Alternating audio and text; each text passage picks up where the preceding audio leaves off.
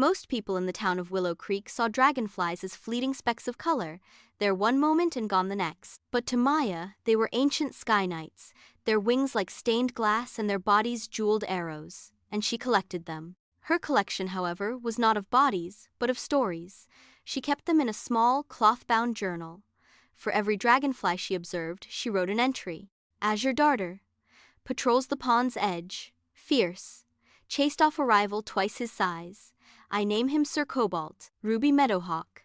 Loves to sun herself on the flat rock. Not a hunter, a sunbather. Her name is Lady Scarlet. Green Darner, the largest one. A migrant. He has seen oceans. I call him the traveler. The other children, who collected baseball cards or shiny rocks, didn't get it. How can you collect something you don't even keep, they'd ask. Maya would just shrug.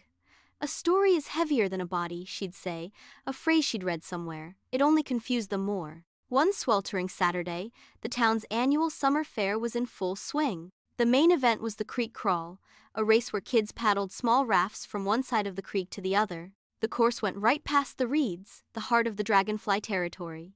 As the race began, with shouts and splashes, Maya watched in horror. The rafts and flailing paddles were disturbing the reeds, destroying the delicate nymph casing stuck to the stems, and sending the sky knights scattering in panic. Then, she saw him. A small boy, frantic to win, paddled directly through a thicket.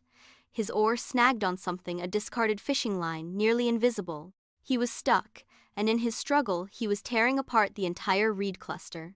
"Stop!" Maya cried out, but her voice was lost in the crowd's roar. She didn't think. She ran, not to the boy, but to the water's edge a few feet away.